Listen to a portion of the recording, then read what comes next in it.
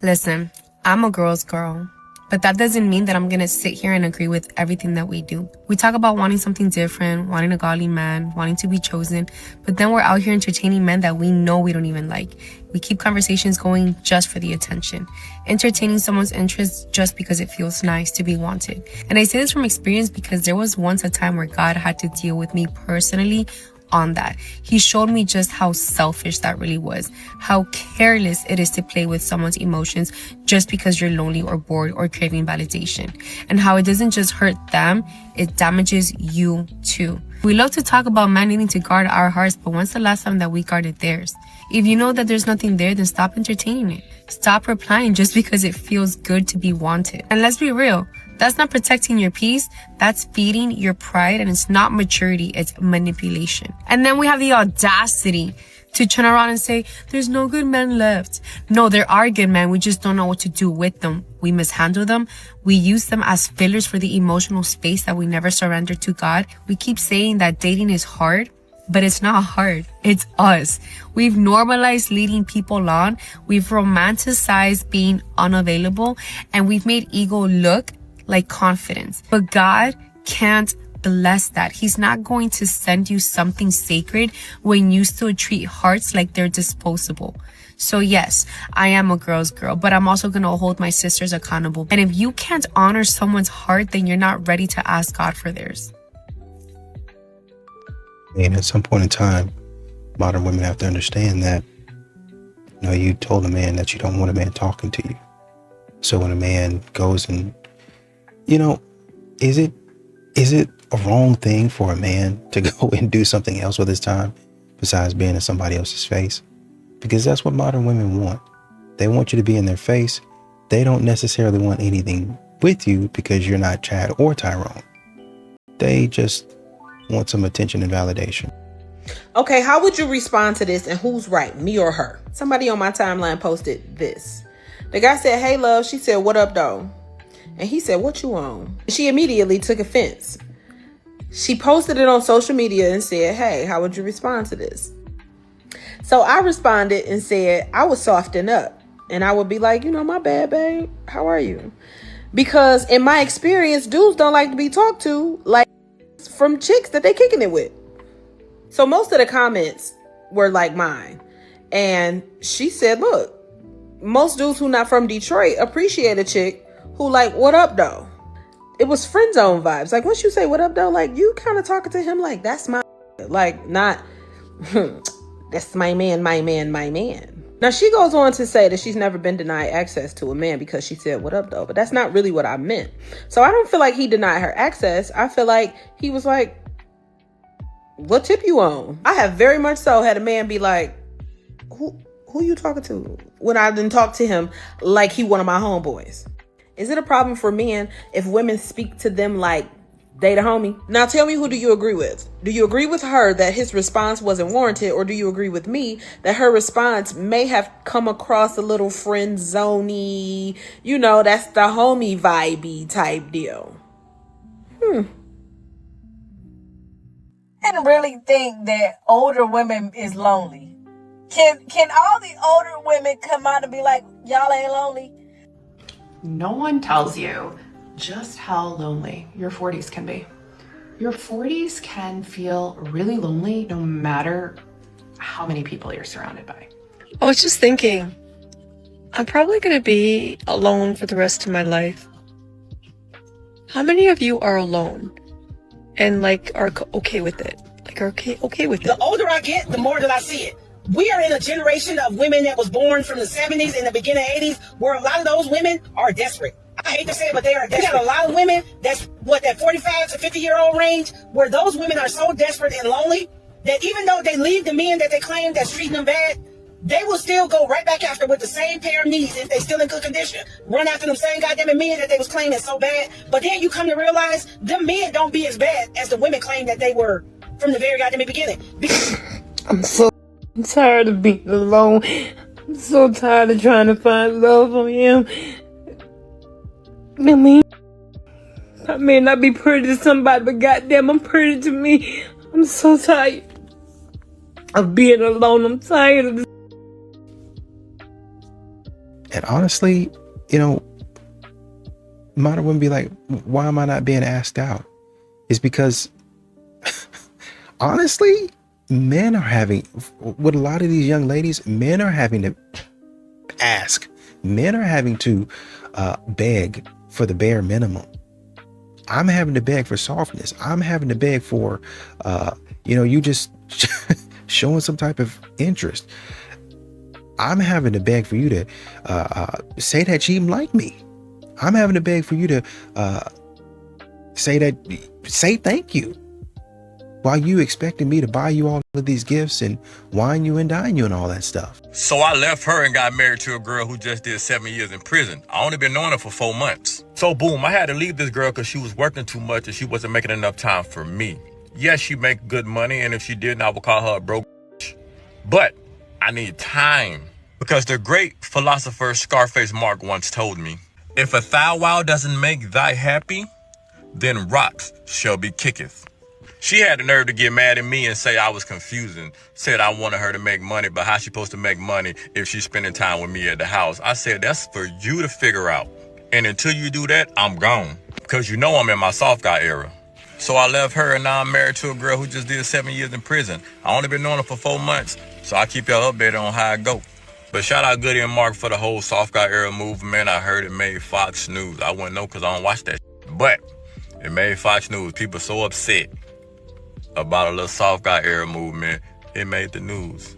Congratulations to you guys and go on about y'all business. And you also have to start asking the question, like, why is anybody shocked that the good men are going extinct? Like the good men are moving away. Like why is that something that you're, oh man, that they just up and disappeared? No, they didn't. I'm seeing you out here messing with other guys. I'm seeing you out here not being serious. I'm seeing you out here prioritizing chaos, drama, the quick buck, basically, the short-term play. I'm seeing you out here rewarding that versus somebody that's stable, makes good money, and has their stuff together, a long-term partner. You don't want that guy right now. You want that guy when you're 35 or 40. Yo, guys, as somebody who's been single for 8 years, literally my whole 20s, I'm gonna say this. I feel like I'm in a place where I'm so confident and in love with myself and what I believe in and how I portray myself. When it comes down to dating, like, I just don't want to settle. I just can't do it. I think I'm in that point where I have such high expectations about who I want to be with. And I know the next person I'm going to be with is someone I know I'm going to marry. So I'm just not in a rush to date someone just to date. I feel like a lot of people who are my age, who are about to turn 30, there's like a lot of pressure. Like, oh my God, I need to get a relationship right now. Like, I need to settle down. Like, I need to have kids soon. Like, all this stuff. And like, listen, we're in the age. Like, it isn't the 90s anymore.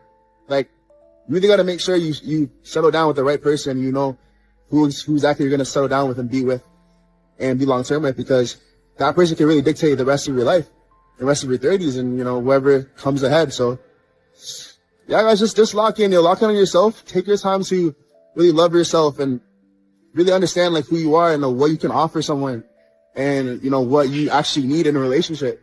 So that's where I'm at. I'm about to turn 30 in a few months, and like I'm very, I feel very blessed and very happy to be where I am today. So love. Society has pushed women so hard on being independent and strong and equal to men that it has swung the pendulum so far that it has made them overly masculine. So now at this point in their life, a lot of feminine women are just like, I am sick of burning myself out. I want to be fucking taken care of by a healthy, strong, masculine man. But they're carrying so much guilt for even thinking like that. Like there's something wrong with having a man to provide for them, so they're not burning themselves out day in and day out. Let me tell you something. It is the masculine nature, biologically and biblically, to provide for women, okay? So don't feel guilt if you're a feminine woman who is tired of burning herself out, that wants to be with a man who provides for her and takes care of her. There's nothing wrong with that. And men, you have to understand that men work off of respect. Right. So if I'm seeing, hey, why is he not, really chasing me and begging for me? And I want him to really, really want me and love me and all that stuff. I get it. But, if a man is getting out there chasing, you think about being in the middle of nowhere, just chasing. And at some point in time, you're going to be like, what am I doing running? What are we running for? What am I running for? Is there danger? Like, what's the situation? And that's what's happening. Men have stopped and started questioning why they're actually chasing. What am I running for? Who am I running after? Who am I running away from?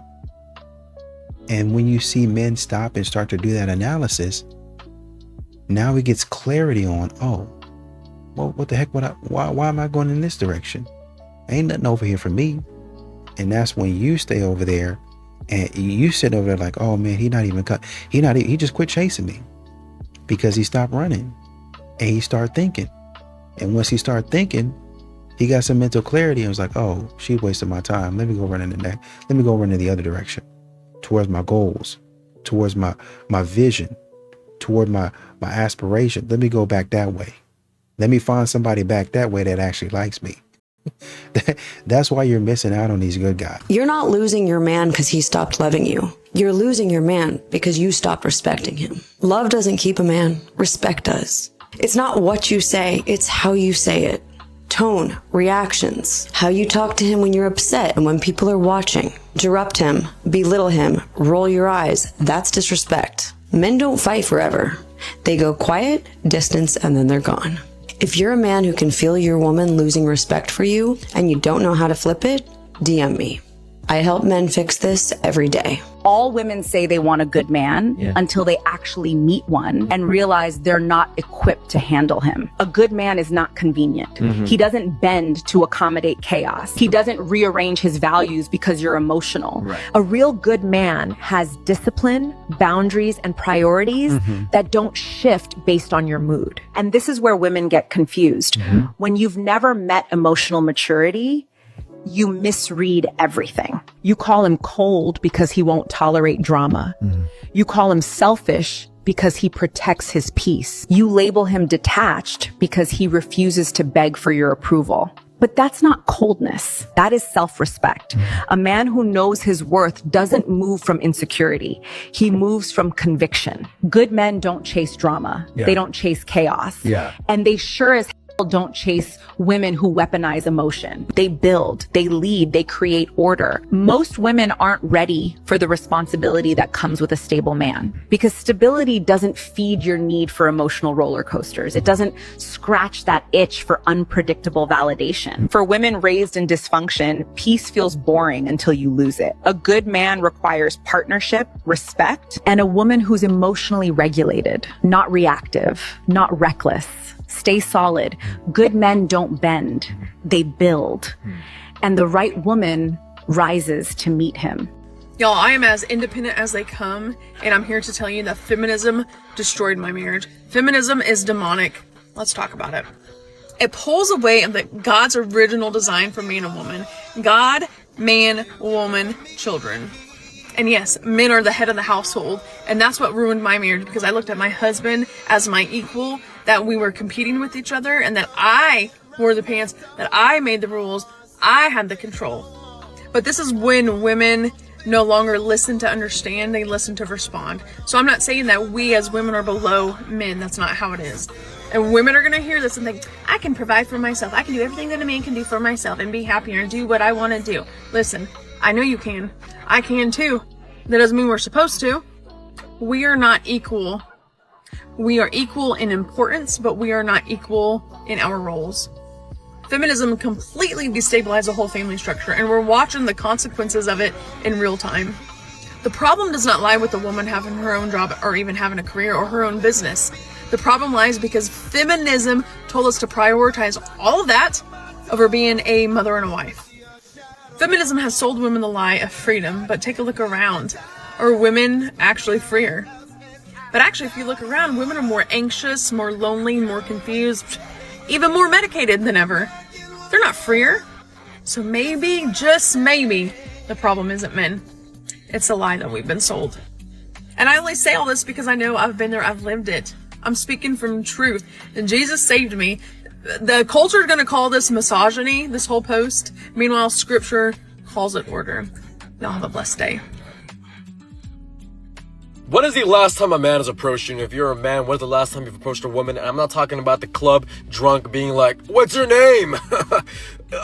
Where you from? I'm talking about in public, just being like, hey, I thought you were beautiful, can I have your number? And the truth is, cold approaching is not really a thing anymore. If you look at studies, it actually shows that men are approaching women in public so much less now. And in my opinion, as a man who also doesn't approach women, I think it stems from social media and how social media creates insecurity. You'll see all these videos of women being like, I hate when an ugly man approaches me, it's so offensive. If you can't afford me, don't go up to me. That creates an actual insecurity in men's head. And on the inverse, you have these red pill male influencers who are telling guys that if they're not the most attractive person possible, they're never going to make it. They're never going to get that woman. They're never going to get that bread. When you keep interacting with that content, it suggests you that same content. So you live in an echo chamber of insecurity, and then that translates to the real world. Do you actually think a man's going to go up to a woman, risk rejection, when all he's fed online is that rejection will happen no matter what? Oftentimes, rejection is the scariest thing ever. You know, some people might say, oh, well, you never know. You might as well try. People don't even like trying. It's like applying to jobs. Some people apply to so many jobs, they keep on getting rejected left and right. They're scared to apply to another one because they cannot face another rejection. And honestly, guys are just on dating apps. They're sliding in DMs because that is a lot less scary than approaching a woman in public. Let me tell you something that most men will never say out loud. When we start pulling away into relationships, it's not always because we're angry. It's usually because we've stopped feeling like we can win with you. Not just in arguments, but in you.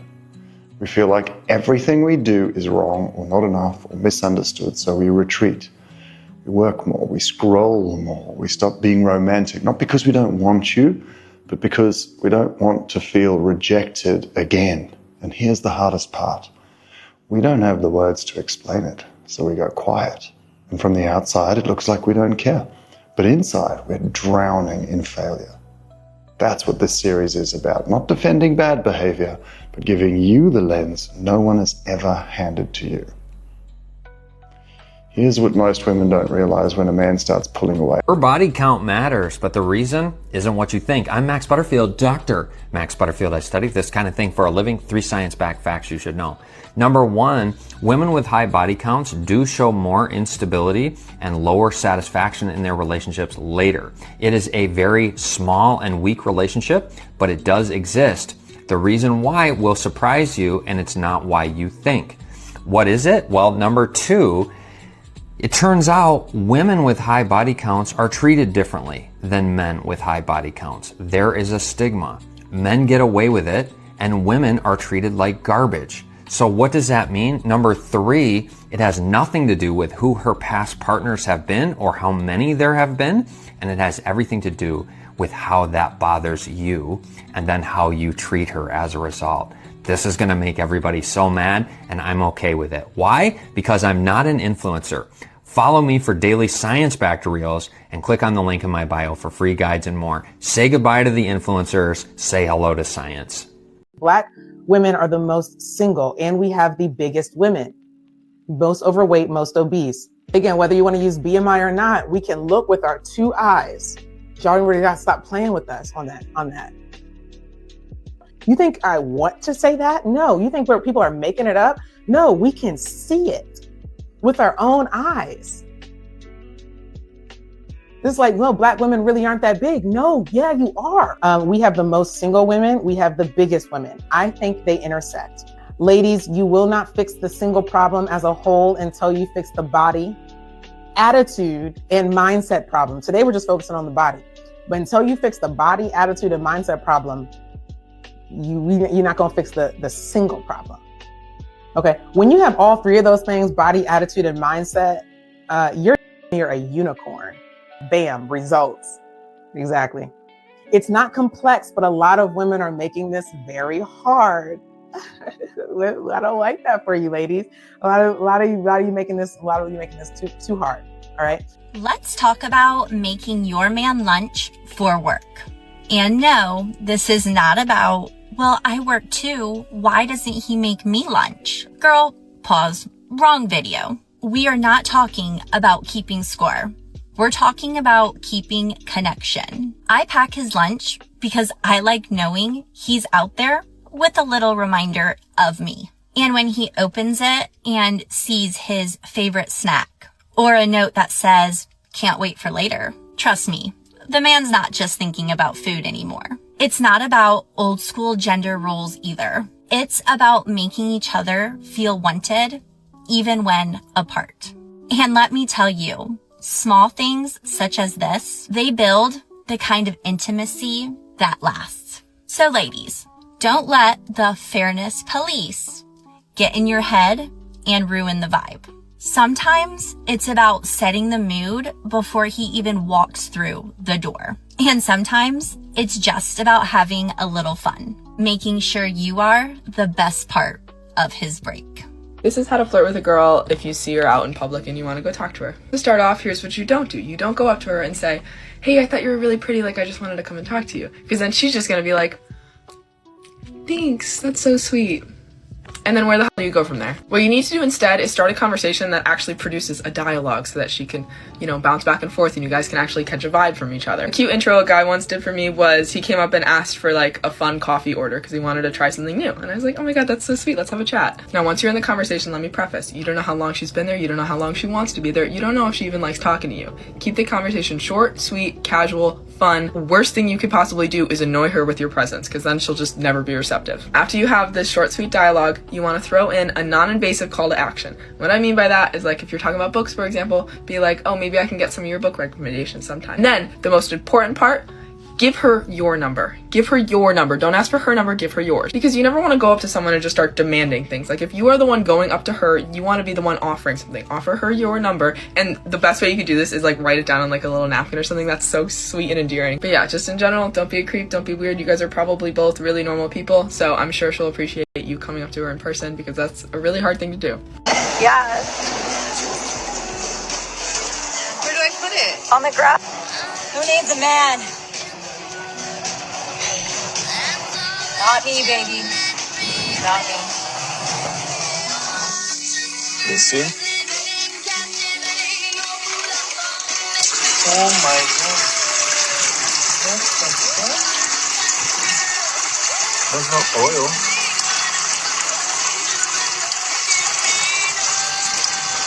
Now oil is coming, you see? Yeah. Yeah, this is how I don't need no man turns into a I don't need no car real quick. Ladies, it is okay to not know it all. And just because you have a girlfriend standing there videoing you and agreeing with your decision, it does not mean it is a good decision. I swear, it's always the ones that say that they don't need no man. They're this independent boss lady. They are the ones that get themselves into the most trouble, which is kind of painful to watch. But the truth is, I think that a lot of these women, they end up dating and finding a good man. And guess what? Their opinion about men all of a sudden changes. But you know what's sad is that we don't see that part. They don't post that part. And then this part is left out there for the internet to see. Men see way too much negativity. So it helps ladies that if you've had a positive experience and you are okay with being vocal about how you want and need your man, post it. Hey sis, you want a provider but ignore the needs that don't cost you $1? Come in for a sec. Let's be real for a second. You want a man who's steady, generous, consistent, one who provides, carries the weight, and all of that is valid. But the things that he needs don't require money. Respect, peace, warmth, appreciation. And honestly, those are the first things that we forget. And that's where the imbalance starts. You can't want top tier provisions while giving bottom tier effort. If he's pouring into you financially, emotionally, mentally, and he can't get the basics that he needs, that is not a partnership, sis. That is you wanting the benefits without the balance. A man will give you everything he has, but if he can't get what he needs, respect, peace, and a softer tone, he starts to feel like he's investing in a connection that's not investing in him. And that's exactly why this part matters. Here's what happens when you show up for him the way that you want him to show up for you. When a man who feels respected, he will show up stronger. When a man who feels appreciated, he will give more. When a man who feels supported, he will become someone you can build with. When you meet the needs that cost nothing, he will meet your needs without hesitation. That is what real balance looks like. Two people showing up the right way. If this opened up something in you, double tap, share it, drop your thoughts, and stay close, because we having real conversations here.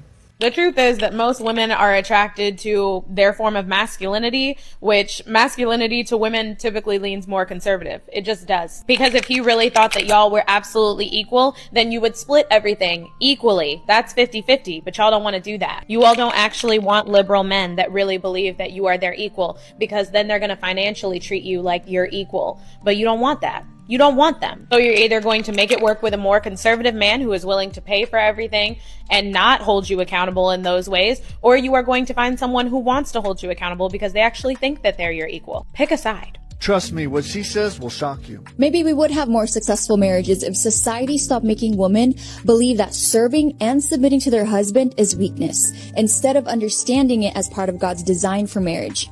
That's why so many marriages struggle now.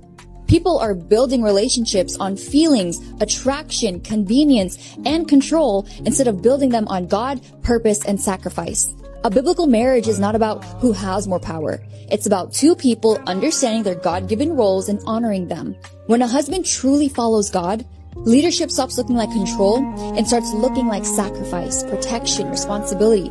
A man who is led by God doesn't abuse authority. He understands that one day he will answer to God for how he loved, led, and covered his wife.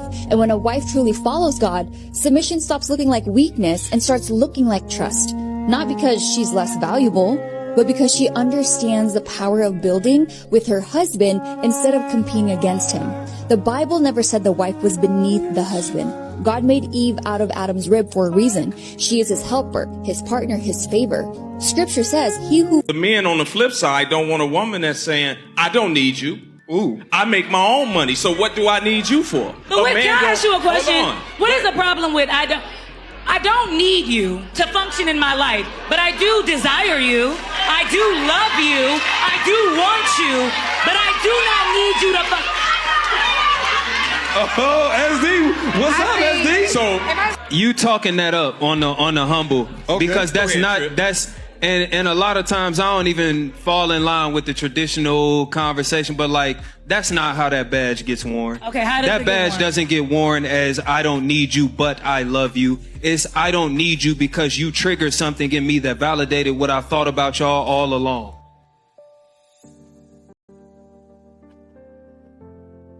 You could have a woman who's like a feminist, and when she gets told, you know, that like, yeah, you got to pay him alimony, they're like, I'm sorry? What? Like, no, he's a man. He could work. Like, he can work. He's the men don't get alimony. And you're like, no, gender is a construct, and this is actually, you know, a construct socially. And you're a CFO of a company, and he's a really cute long-haired musician. And they're like, yeah, no, I am not paying alimony. He's a man. He's got a strong back. Tell him to get a job. By the way, I've had men in that situation go, yeah, I'm not taking alimony. Best way to find out if a nigga is to call him a big nigga. After you call him a big nigga, if he puts his hands on you, he's. I just feel like there's better ways to find out if you have a bad partner than getting him to toss your around. I feel like if somebody's gonna do this to you, the signs were there way before you did this this whole experiment you have lined up. You just ignored all the flags that he was showing you. What do you even gain from this? After you get your shit smashed in, are you just gonna be like, ha, I got you, I was right, I was right. Also, I can't believe I have to say this, but it goes both ways. If you verbally someone, I'm not saying they should absolutely break your shit, but you're literally asking for it in this demonstration. Why are y'all so keen on finding partners anyway? Every girl I've ever been in a relationship with, or even have the privilege of being friends with, none of them would try this, and none of them have had partners. I feel like when you go looking for something, it's gonna find you, especially when you look for it like this. I hope most women that see that video definitely think that it's wrong and that they shouldn't do that. But for the small percentage of you that look at that and you're like, you know what? I'm trying that tonight. Good luck. Put your hands up, cause it's coming your way. Social media has ruined relationships, bro. I will stand by that. Like this video is a great example of how dating, online dating, everything about relationships in 2026 has gone downhill, and it's beyond saving. Can someone confirm if that woman is still with us? If she has tried this method that she preaches? And if she is still around to tell the tale? I don't know if she is. When somebody know you box And then the first chance they get, soon as they find another person that can box too, they immediately try to make it a competition. Oh, sincere, I bet he could beat you up. Like, bro, why I gotta be that? Can't just be two boxers that just coexist in the same space. Why I gotta always be a competition of who can beat who up? Like, bro, he probably can beat me up. What's up with people setting these super duper high ass expectations like I'm supposed to be a 20-time world champion or some shit like that? Yeah, bro, I'm pretty good at the sport, but I never said I was the greatest fighter on the planet. But in that same breath, you would never catch me backing down from a fight, though.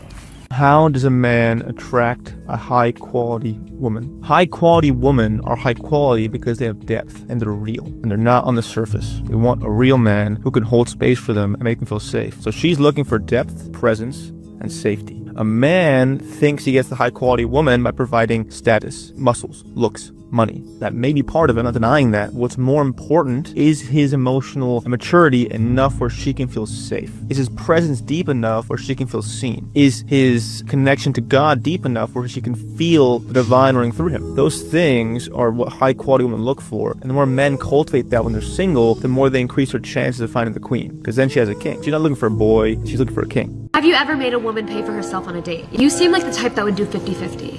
Mm-hmm. Interesting. Yes or no? No. I feel I'm the provider of the family. You're the provider, Yeah, I feel so like you have that's, money. is that what you're here for? No, I'm here for love. Or, But I can never love a broke man. So everybody put your head down if you don't have money. If more than half the guys raise their hands, the men may vote to replace the girl. I'll leave it on you guys.